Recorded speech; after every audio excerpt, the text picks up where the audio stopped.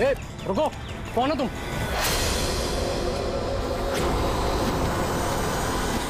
तुम नहीं नहीं, यहाँ तुम नहीं हो सकते। नहीं नहीं नहीं। ए, रुक, अरे यहाँ आने की परमिशन नहीं है किसी को। वॉचमैन, पकड़ो इसे। वो देखो भाग रहा है, पकड़ो उसे।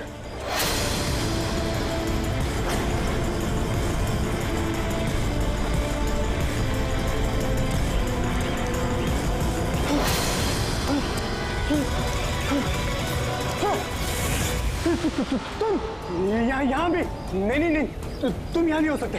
नहीं नहीं।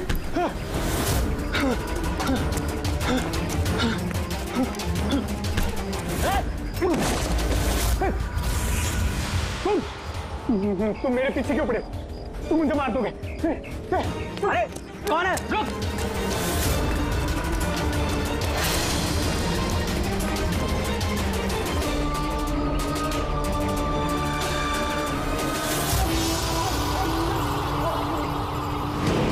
परेश, तुम कहाँ हो? मैं तुम्हारी मदद करने आया हूं। देखो, डरो नहीं, सामने आओ। मैं तुम्हें उससे बचा लूंगा। कुछ नहीं कर पाएगा वो तुम्हारा। सामने आओ परेश।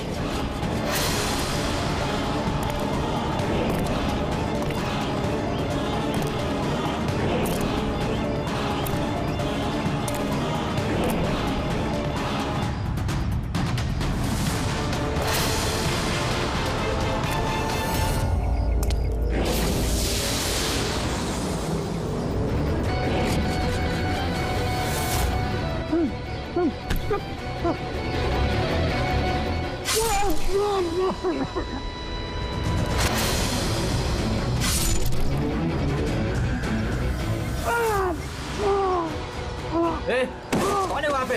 हाँ?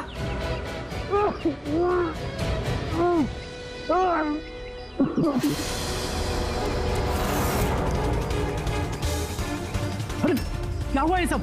अरे किसने किया? बोलो, बताओ। ठीक तो हो तुम? अरे बताओ किसने किया ये सब? इंस्पेक्टर दया।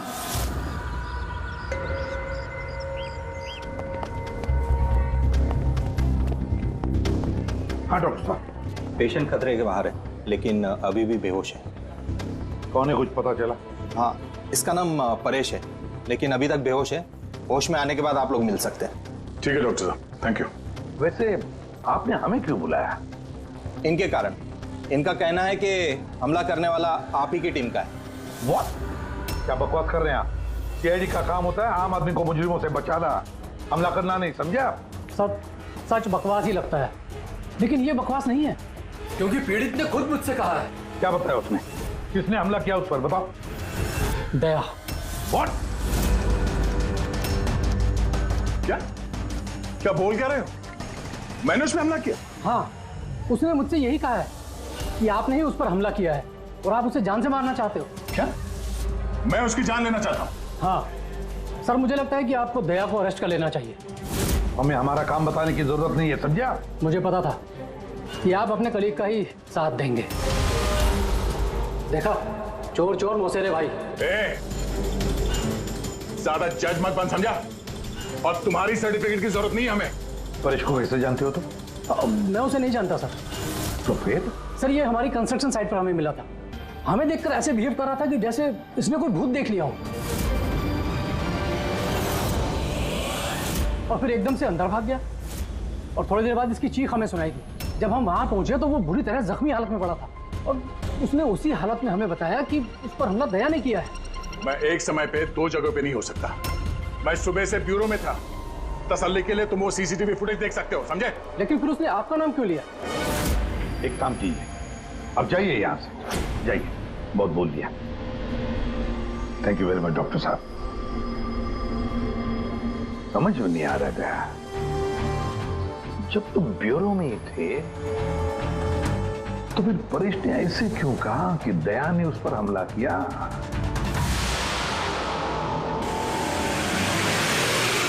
एक बात बताइए, जब आप लोगों ने यहाँ पे परेश को जख्मी हालत में देखा था तो उसके साथ में कोई था या किसी को आते जाते देखा हो? नहीं साहब, वो अकेला ही था। लेकिन सर उसने इंस्पेक्टर दया का पता है, उसने दया का नाम बोला। हम यहाँ वो जानने आए जो उसने नहीं बोला, समझे आप? और दया ऐसा नहीं कर सकता। सर आप इतने यकीन से कैसे कह सकते हैं कि दया सर ऐसा कुछ नहीं कर सकते हैं? जो आदमी अपनी जान दांव पे लगा के दूसरों की जान बचाता हो, वो किसी का खून नहीं कर सकता। खुद से ज्यादा मुझे दया पे भरोसा है, समझे?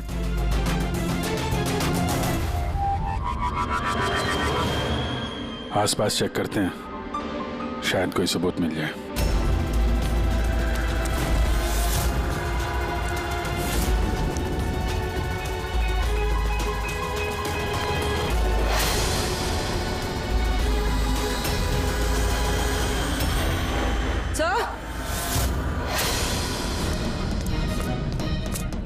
सर ये देखिए।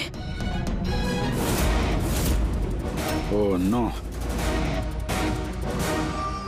है कौन ये? जिंदा है। हेलो, एम्बुलेंस भैया, मालमणी के पास अंडर कंस्ट्रक्शन बिल्डिंग है, वहां पे भेजो जल्दी। तुम लोग जानते हो इसे? ये तो सुबह सर है, ये 2-3 बार पहले फ्लैट देखने आ चुके हैं। लेकिन सर इसे हुआ क्या है? शायद ऊपर से गिरा है।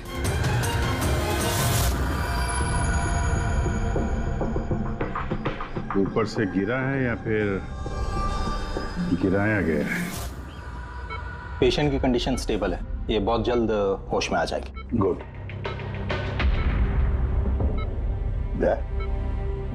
क्या हो गया? इसे तुम ऐसे क्यों देख रहे हो? जानते हो इसे? साहब, अभिजीत तुम यहाँ क्या कर रहे हो? जिस अंडर कंस्ट्रक्शन बिल्डिंग में इस परेश पे हमला हुआ है, वहां पे हमें एक और आदमी जख्मी हालत में मिला। और एक आदमी? कौन है वो? तो वॉचमैन बता रहा था उसका नाम सुबू है। वहां पे 2-3 बार आया था मकान देखने के लिए। उसके हाथ में से हमें ये कपड़े का टुकड़ा मिला है। अच्छा, छोड़ दो मुझे मत मारो, छोड़ दो मुझे, मत मारो मुझे, छोड़ दो मुझे। परेश, मैं इसे भी प्रद्युमन सीआईडी से, घबराओ मत, तुम्हें कोई कुछ नहीं करेगा, हम तुम्हारे साथ हैं। दया, दया छोड़ दो मुझे, दया छोड़ दो मुझे, मुझे मत मारो दया। पर एक दया तुम्हारे सामने खड़ा है, मैं इसे भी प्रद्युमन हूँ। दया, दया छोड़ दो मुझे, छोड़ दो मुझे। परेश, दया, दया तुम जाओ, दया तुम क्या चाहते हो मुझसे? दया छोड़ दो मुझे। परेश क्या बात कर रहे हो? दया, दया छोड़ दो मुझे, मुझे मत मारो दया। परेश, मैं दया नहीं, मैं अभिजीत हूँ। दया, दया जाओ यहाँ से, जाओ, जाओ। अरे दया इधर है।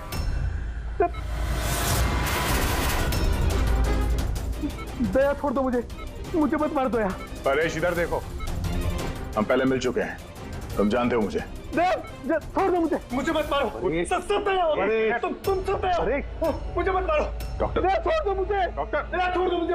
डॉक्टर साहब, देखिए ना क्या हो गया इसको? दया छोड़ दो मुझे, मुझे एक मिनट, सब दया कुछ नहीं होगा तुम्हें। एक मिनट, सब दया हो तुम, सब दया हो तुम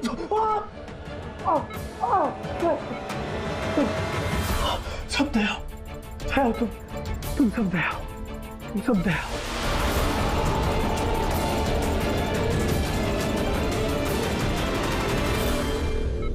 ये चक्कर है क्या?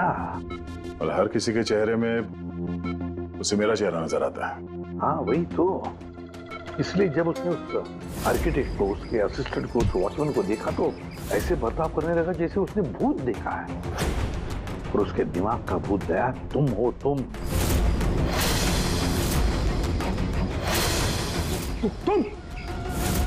और इसीलिए उसे लगता है कि तुमने उस पर हमला किया है, क्योंकि हमलावर में भी वो तुम्हें ही देख रहा होगा।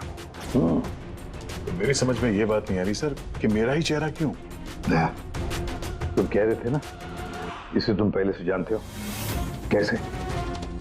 सर लगभग 15 साल पहले मैंने इसे गिरफ्तार किया था सर। हाँ, और 2 साल पहले ये जेल से छूट गया, और पिछले 2 साल में अलग अलग केस में मैंने इसे 2 बार अरेस्ट किया सर। अभिजीत, ये परेश पुराना मेहमान है दया का। पर परेश पे हमला किया किसने और क्यों?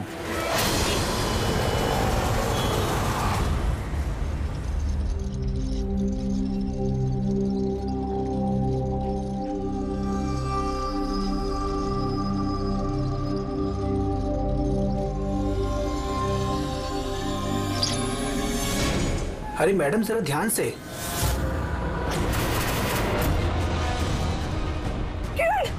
कौन किरण? मैं कोई किरण नहीं हूँ। अरे क्या कर रही मैडम, क्या कर रही हैं आप? आपको कुछ गलतफहमी हो रही है मैम। अरे मैडम, आप ठीक तो हो ना? किरण? कौन किरण?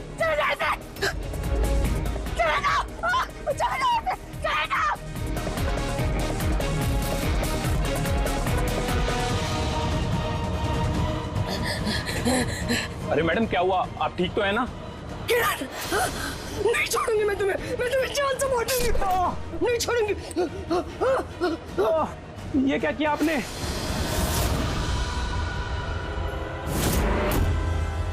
क्यों सुबह, कैसी तबीयत है तुम्हारी? सर पैर की हड्डी टूट गई है और बाकी इधर उधर थोड़ी सी चोटें लगी हैं। मुझे एक बात बताओ, क्या हुआ था उस दिन? हाँ? वो आदमी सीढ़ियों से भाग रहा था जब मैं उससे टकराया, और जब मैंने उसके हाथ में चाकू देखा तो मैंने शोर मचाया और उसे पकड़ने की कोशिश की, लेकिन तब उसने मुझे धक्का दे दिया और मैं नीचे गिर गया। उसके बाद सर कुछ याद नहीं। सुबह, तुम्हारे हाथ में से हमें वो जो एक कपड़े का टुकड़ा मिला था, लाल कलर की चौकड़ी का, क्या वो उस आदमी की शर्ट का टुकड़ा था?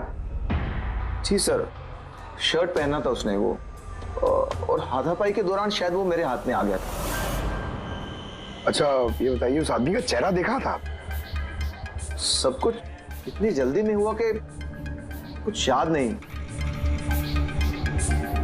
ठीक है, अब तुम जाओ, अगर जरूरत पड़े तो हम तुमसे फिर मिलेंगे, ठीक है? Please, thank you sir. जाओ।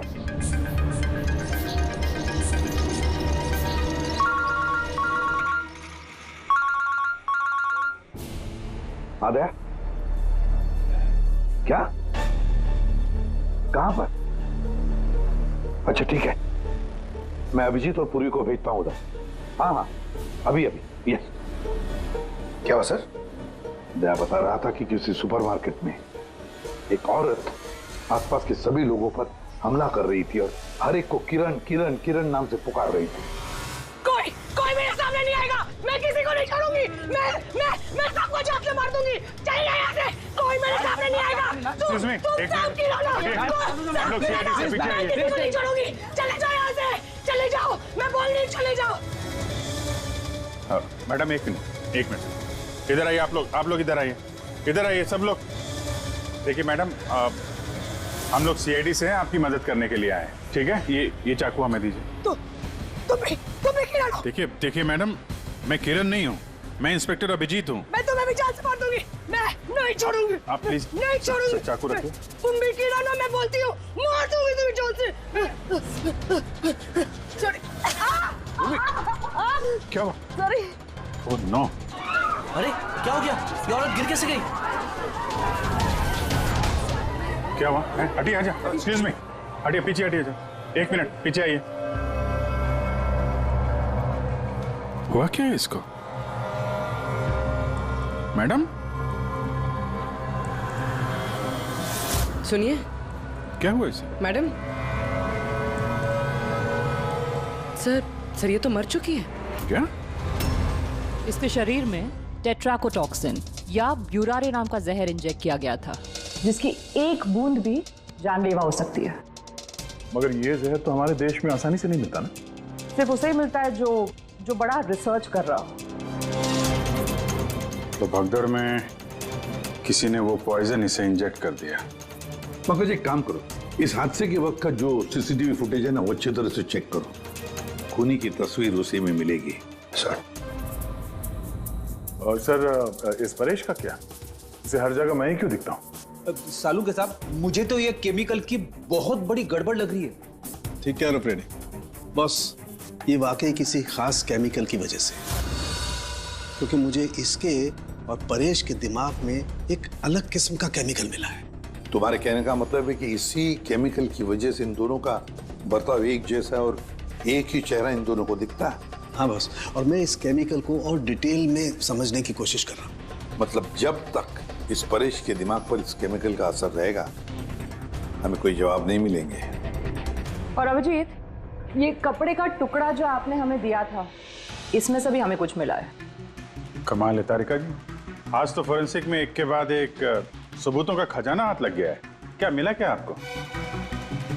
ये कॉटन का कपड़ा है और इसके रेशों में आटे के कुछ ट्रेसेस मिले। आटा? सिर्फ आटा? सिर्फ आटा। हाँ वाकई खजाना तो हाथ लगा है। आटा। सर ये फोटोग्राफ है सर। ये जितने भी लोग हैं इनमें से किसी ने उन्हें पॉइजन का इंजेक्शन दिया सर। अब और एक काम करो, ये जितने सारे लोग हैं ना, इन सब की मूवमेंट ट्रैक करो। शॉपिंग मॉल में खून होने से पहले ये लोग कहाँ थे, कहाँ से आए, क्या क्या कर रहे थे, और खून होने के बाद में देखो ये लोग कहाँ गए। ओके?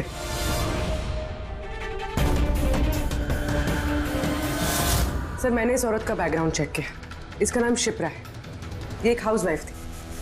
सर परेश तो फिर भी एक मुजरिम है, उसके कई दुश्मन हो सकते हैं, लेकिन इसकी किससे क्या दुश्मनी हो सकती है? वजह तो कुछ भी हो सकती है पूर्वी, लेकिन एक बात कॉमन है शिप्रा और परेश के बीच में, उन दोनों के ब्रेन में वही केमिकल मिला है। तो उन दोनों का दुश्मन भी एक ही हो सकता है। इस किरण के बारे में क्या पता चला? सर किरण शिप्रा का पति था और 2 साल पहले ही उसकी मौत हो चुकी थी। सर किरण शिप्रा को काफी मारता पीटता भी था। कोई ना कोई बात तो है इस परेश और शिप्रा के बीच में, कोई कॉमन बात जिसकी वजह से ये दोनों भी उस खूनी के निशाने पर आ गए। क्या हो सकती है वो कॉमन बात? क्या हो सकती है? सर मैं परेश के पड़ोस में पिछले 5 साल से रहता हूँ, पर अजीब बात है सर, ना मैंने उसे कभी देखा ना कभी मुलाकात हुई। और कोई नहीं है परिवार में उसके? सर उसके पिताजी थे जिनकी मौत तब हो गई थी जब वो जेल में था, और कोई नहीं है। सर शिप्रा का हस्बैंड बहुत स्ट्रिक्ट था, वो उससे मिलना तो दूर किसी से बात तक करने अलाउ नहीं करता था। इनफैक्ट वो तो उसको मारता पीटता भी था।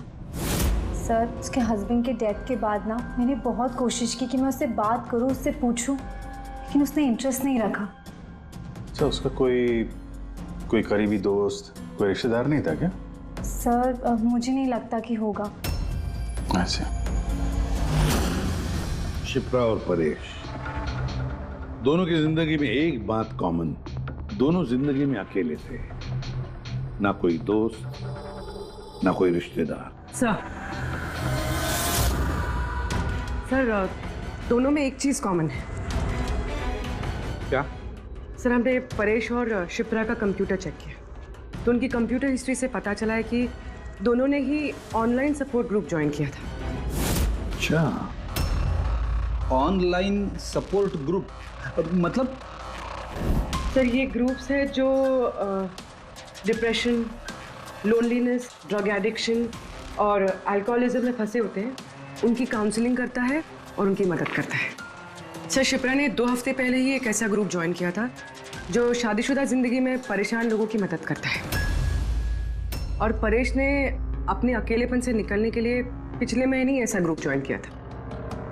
अजीब इत्तेफाक है, दोनों ने ऑनलाइन ग्रुप ज्वाइन किया और दोनों को एक ही तरीके की परेशानी हुई। कुछ पता चला इस ग्रुप के बारे में? सर हमारा साइबर एक्सपर्ट राज इस ग्रुप को ट्रेस करने की कोशिश कर रहा है, जल्दी कुछ पता चल जाएगा। सर शिप्रा का खून इसी आदमी ने किया।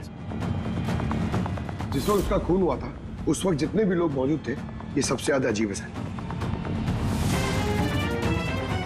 जिस वक्त अभिजीत सर और पूर्वी सुपरमार्केट पहुंचे थे, ठीक उसी वक्त ये आदमी वहां पहुंचा था सर, और भीड़ में घुस गया था, और जब शिप्रा की मौत हुई तो फटाफट वहां से भाग गया। रेडी, काम करो, हमारा डेटाबेस चेक करो, शायद इसके बारे में कुछ पता चले, कोई लीड मिल जाए।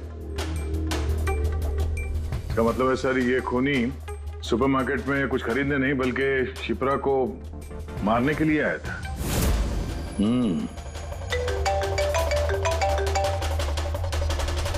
हाँ राज, ओके ठीक है, तो तुम मुझे एड्रेस SMS कर दो। Thank you sir. Cyber expert Raj का फोन था, उसका कहना है कि ये दोनों ग्रुप्स एक ही IP एड्रेस से बनाए गए हैं। एक ही कंप्यूटर से? हाँ सर। आईपी का एड्रेस मिला है? हाँ सर, अंधेरी में एक प्रिंटिंग शॉप है, ये दोनों ग्रुप्स वहीं से बनाए गए हैं। बस तो फिर अभिजीत, तुम और पूर्वी जाओ वहां पर और देखो कौन है इस सबके पीछे और उसका क्या कनेक्शन है। सर क्या सोच रहे होते हैं? सर नहीं, पंकज ने भी बताया कि वो खूनी शिप्रा को मारने के इरादे से ही आया था। तो फिर सर उसे पता कैसे चला कि शिप्रा वहाँ सुपरमार्केट में है और वो लोगों पे हमला कर रही है? वो शिप्रा को फॉलो कर रहा होगा सर। अगर फॉलो कर रहा था तो अभिजीत और पूर्वी के वहाँ सुपरमार्केट में पहुंचने से पहले वो मार के निकल जाता, बाद में नहीं मारता उसे। अभिजीत को सुपरमार्केट पहुंचने में 20 मिनट लगे और खूनी को भी वहां पहुंचने में 20 मिनट लगे, तो इसका मतलब है दोनों को भी खबर एक ही वक्त पहुंची थी।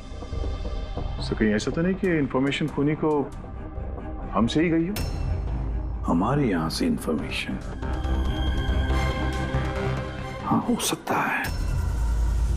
दया कहीं ऐसा तो नहीं कि जब हम परेश को देखने गए थे हॉस्पिटल में उस वक्त खूनी वहां पर मौजूद था और उसने मेरी बातें सुन ली हो? अरे खूनी हॉस्पिटल में कर क्या रहा था? दया, परेश खूनी के हाथों पहले तो बच गया था। हो सकता है खूनी अपना अधूरा काम पूरा करने हॉस्पिटल आया था, परेश को खत्म करना चाहता था इसलिए।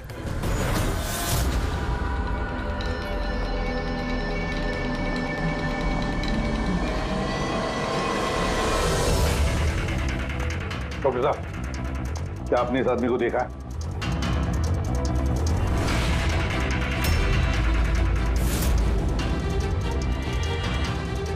भाई साहब, ये आदमी को देखिए जरा। इस हॉस्पिटल में इसको देखा है कहीं? हाँ हाँ, इसको तो मैंने देखा है। कहाँ देखा है? वहाँ वेटिंग रूम में।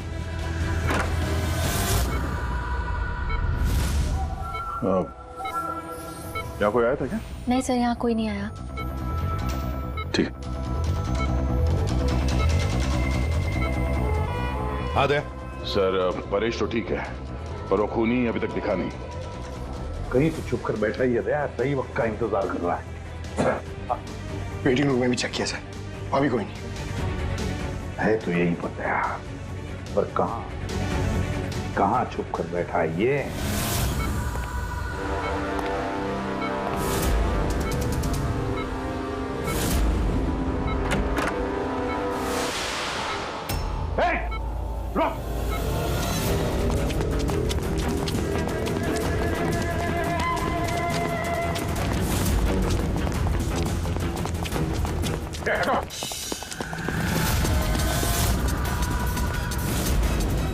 कहाँ भागोगे?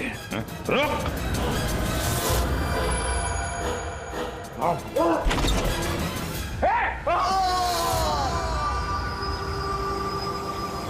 My God! हाँ भाई, क्या मिला? सर ये दोनों साइड डिलीट किए जा चुके हैं, अब वो ऑपरेशनल नहीं है। मतलब अपराधी ने सबूत मिटा दिया? जी सर, पर सर कुछ इंटरेस्टिंग चीजें मेरे हाथ लगी है। क्या? ये देखिए सर, इसी आईपी एड्रेस से, इसी कंप्यूटर से उस तरीके के 6 और ऑनलाइन सपोर्ट ग्रुप बनाए गए हैं। तो लोगों को फंसाने के लिए ऐसे कई ग्रुप बनाए गए हैं? बिल्कुल सर। सर बाकी ग्रुप डिटेल में चेक कर लेता हूँ। मतलब सर, परेश और शिप्रा के अलावा और भी कई लोग हैं जिन्हें इन लोगों ने फंसाया है। मगर सर मकसद क्या हो सकता है इस तरह से साइट बना के लोगों को टारगेट करने का? वही केमिकल से रिलेटेड कुछ होगा। ये कुछ मिला रजिस्टर में? हाँ सर। सर पिछले 3 महीनों में 85 लोगों ने एक कंप्यूटर यूज किया। सबकी डिटेल्स चेक करनी पड़ेगी। ठीक है सर। ये देखिए, 6 में से 5 ग्रुप डिलीट किए जा चुके हैं, लेकिन अभी भी एक सपोर्ट ग्रुप एक्टिव है और अभी भी उसे कोई ऑपरेट कर रहा है। Enhancing the life of lonely people, मतलब साफ है, ग्रुप बनाया जाता है, तना लोगों को फंसाया जाता है और बाद में ग्रुप डिलीट। तो अब उन्हें एक और शिकार की जरूरत है। एक आइडिया खोल। कुछ पता चला इस आदमी के बारे में? फिलहाल तो कुछ नहीं। वॉलेट के अलावा इसके पास कुछ भी नहीं मिला है, मोबाइल फोन तक नहीं। तो हमारे पास कोई सुराग नहीं है?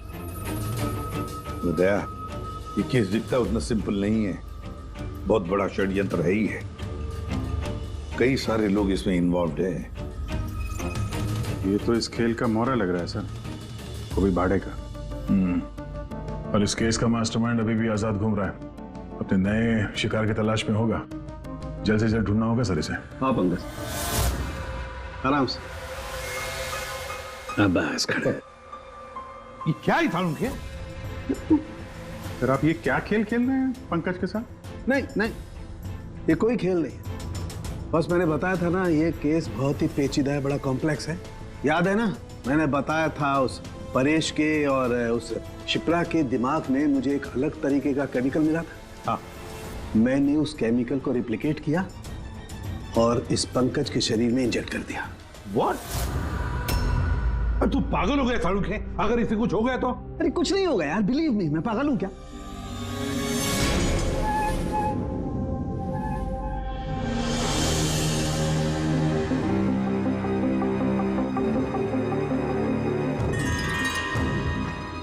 पंकज, अब आंखें खोलो, देखो तुम्हारे सामने कौन खड़ा है। तो फ्रेडी सर है। ग्रेट, ये फ्रेडी सर है ना। अब इस तरफ देखो पंकज, यहां कौन खड़ा है?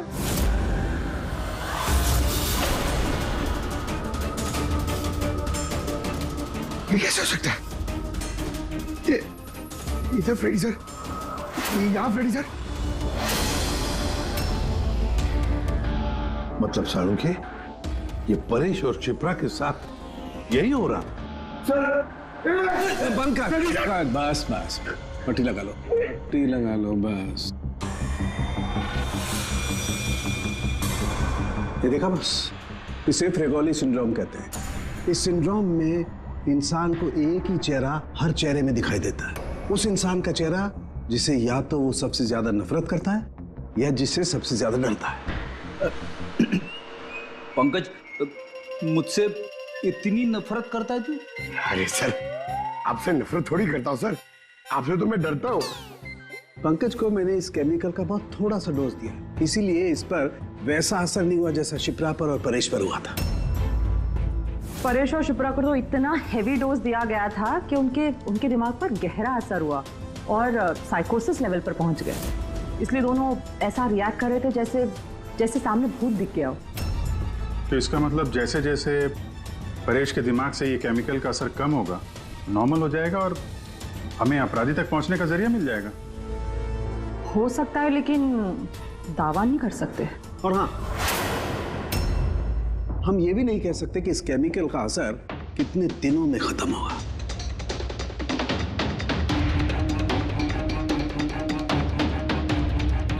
अगर हम परेश के ठीक होने का इंतजार करेंगे तो बहुत देर हो जाएगी। हमें कोई और तरीका ढूंढना होगा, कोई और तरीका। हाँ पूर्वी। सर, मैंने वो ऑनलाइन ग्रुप पे रजिस्टर कर लिया और डिटेल्स भी एकदम परेश और शिप्रा की तरह थी। नो फ्रेंड्स, नो फैमिली, एकदम अकेले। उन लोगों को ऐसे लोगों की तलाश है। ये तुम्हारा ट्रैकर, इससे पता चलता रहेगा तुम्हारे मूवमेंट के बारे में। और ये तुम्हारा कैमरा। हमारे पास सिर्फ ये वॉलेट है सर, उस आदमी की पहचान और असलियत जानने के लिए, और ये कुछ चीजें मिली है साथ में। पेट्रोल पंप का बिल, ये होटल का मैच बॉक्स, खरीदा हुआ मैच बॉक्स, ये नंबर किसका? ये सेल फोन लगता है किसी? सर हम इस पेट्रोल पंप पे गए थे, वहां से पता चला सर ये आदमी महीने में 2-3 बार वहां पे आता है। और सीसीटीवी फुटेज में हमने देखा कि वो अपने बाइक पे हर बार अलग अलग नंबर प्लेट लगा के आता है। हाँ, और पेमेंट कैश में करता है। और सर ये मैच बॉक्स जिस होटल का है वहाँ पे भी हमने पूछताछ की। वो आदमी महीने में 5-6 दफ़ा खाना खाने आता है और पेमेंट भी कैश से करता है। सर ये नंबर के बारे में आप पूछ रहे थे सर, ये बार में एक लड़की है जो काम करती है, उसका है। वो कह रही थी कि उस आदमी का नाम अशोक है और 1-2 बार उनसे बात हुई है, फिर वो गायब हो गया सर। मतलब हमारे पास इस अशोक के बारे में सिर्फ इतनी इंफॉर्मेशन है। एक काम करते हैं, ये सारी जो लोकेशंस है ना, पेट्रोल पंप, बार और ये होटल, देखते हैं कहाँ पर है। जरा मैप दिखाओ।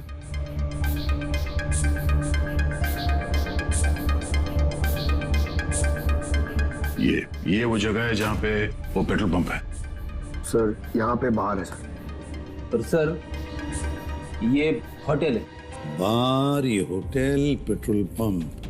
दया सर ऐसे नहीं लगता तुम्हें? देखो ना कि सारे के सारे लोकेशंस 1 किलोमीटर के दायरे में है यहाँ से। हो सकता है सर उसका घर या ऑफिस इस जगह के आसपास ही कहीं। Are you ready? I'm ready. चल सर मैं रेडी। अरे वाह, बहुत अच्छा गेटअप है। इसके घर का क्या किया? सर पूर्वी के लिए भाड़े पे 1 हफ्ते के लिए घर लिया। I mean, अल्पा के लिए। अल्पा, ठीक है, गुड। लेकिन पूर्वी चौकन्ना रहना, उनका पहला कदम क्या होगा हमें पता नहीं है। Yes. Good luck. Thank you sir. अब एक काम करते हैं, इस 1 किलोमीटर के दायरे में इस अशोक का फोटोग्राफ दिखाते हैं, सबको दिखाते हैं। शायद कोई निकले जो इसको जानता हो।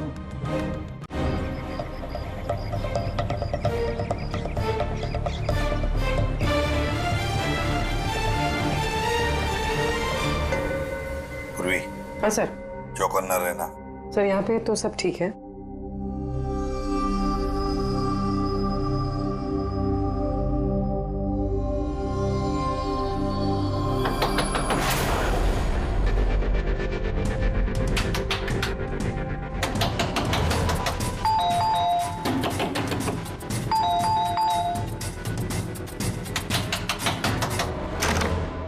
जी कहिए। वो मेरे पीछे ना कुछ गुंडे पड़े, मैं अंदर आ सकती हूँ प्लीज? 1 मिनट।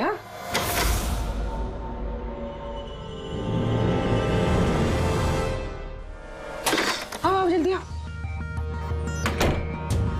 क्या क्या क्या हुआ क्या तुम्हें? अरे ये तो आदित्य है, शिप्रा की पड़ोसन। वो एक्चुअली मेरे पीछे कुछ गुंडे पड़ गए थे, मुझे समझ नहीं आ रहा था, इसलिए मैं आपके घर आ गई। कोई बात नहीं। Thank you miss. अल्पा। और तुम? अदिति। बैठो। आप प्लीज मुझे 1 गिलास पानी देंगे प्लीज? अभी लाती हूँ।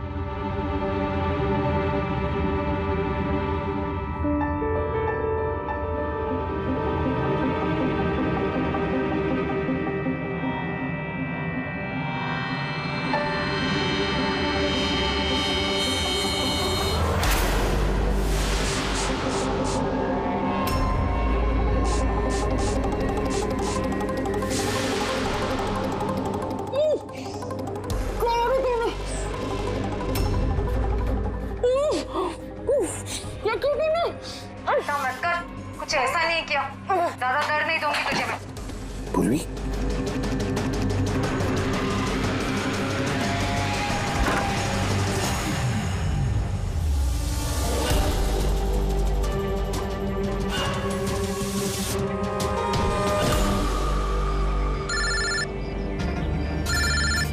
हाँ सर।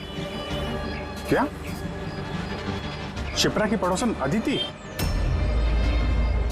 सर मैं फौरन वहां पहुंचता हूं। नहीं सर, अब अशोक का भी पता नहीं चला। ये सर।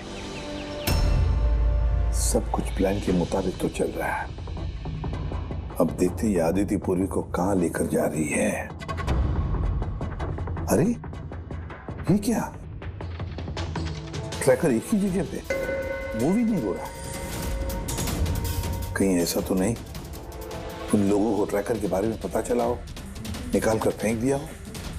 माय गॉड, अब तक पहुंचेंगे कैसे इन सब तक?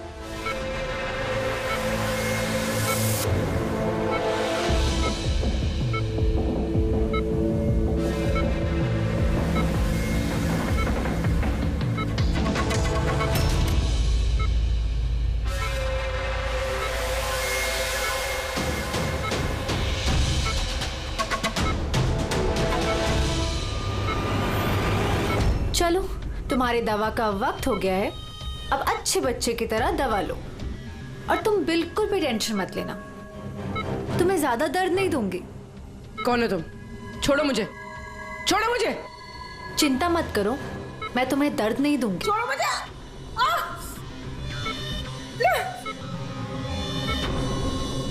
मैंने तुम्हें मना किया था ना कि कुछ दिनों के लिए हम किसी नए लोगों को नहीं लाएंगे, क्योंकि सीआईडी वाले हमें पागलों की तरह ढूंढ रहे हैं।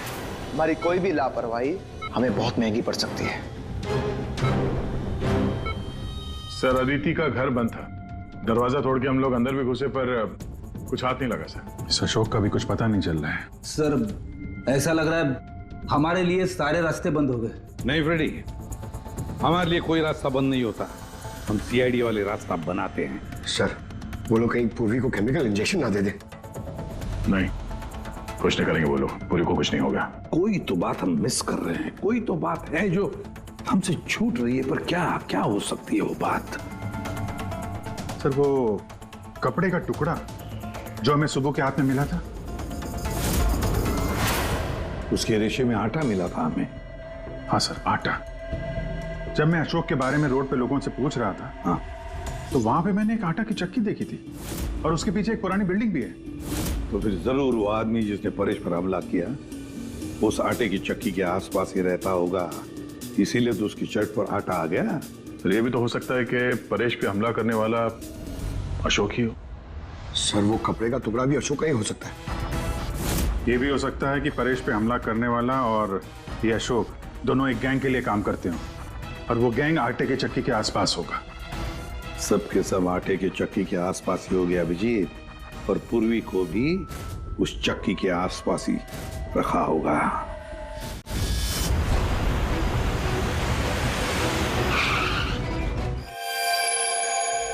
कोई अपने जगह से नहीं लेगा, कोई भी नहीं। पूर्वी कहाँ है? अदिति, पूर्वी कहाँ है?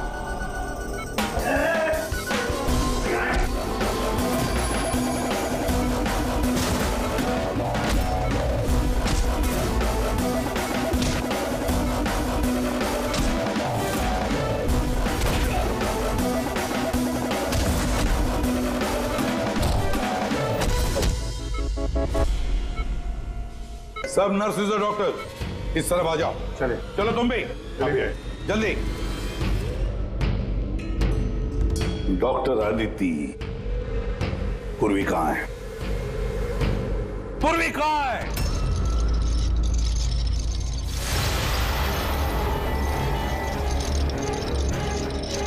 तुम्हारी पूर्वी मेरे पास है एसीपी।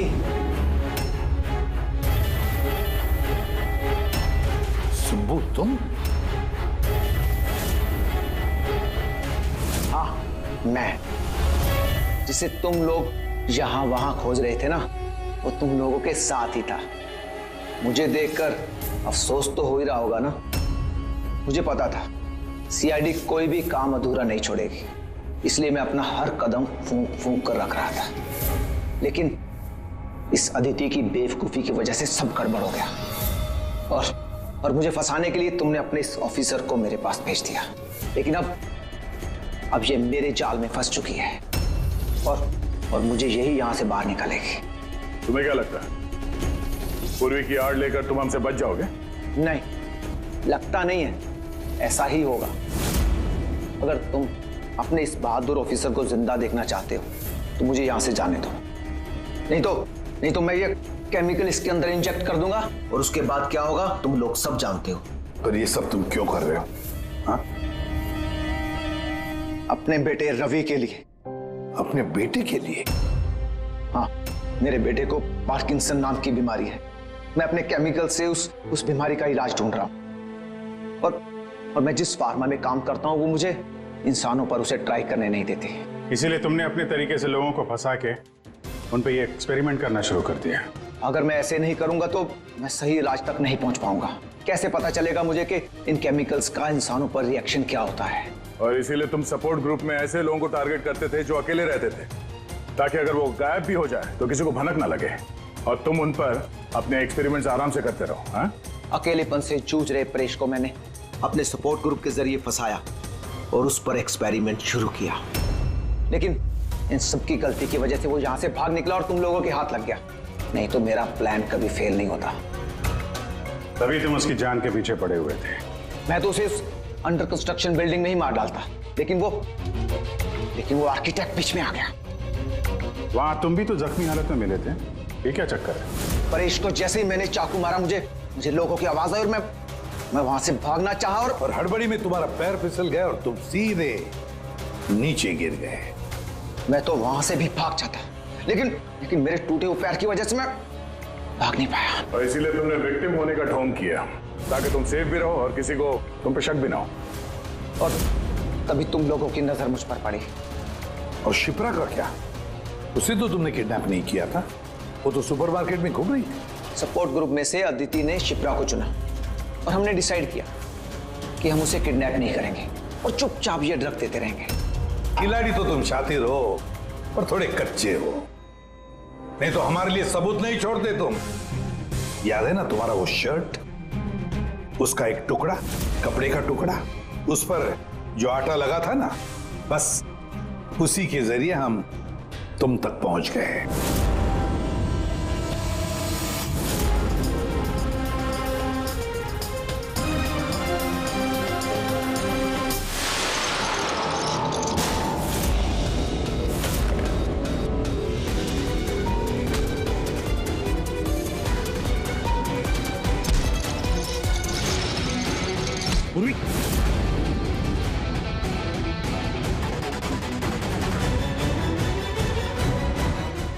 देखो, हाँ? क्या किया तुमने सुब्बू? कभी सोचा है? हाँ? अपने बेटे को बचाने के लिए तुमने न जाने कितने लोगों की जान दांव पर लगा दी, पर यह नहीं सोचा ना कि सही क्या है, गलत क्या है। तुम्हारे बेटे को तो हम अच्छी से अच्छी ट्रीटमेंट दिलवाएंगे, मगर तुम्हें जेल की सलाखों के पीछे बिठा देंगे। शायद फांसी का ऑर्डर भी आ जाएगा तब तक। For more updates, subscribe to our channel, click the show links and enjoy watching the videos.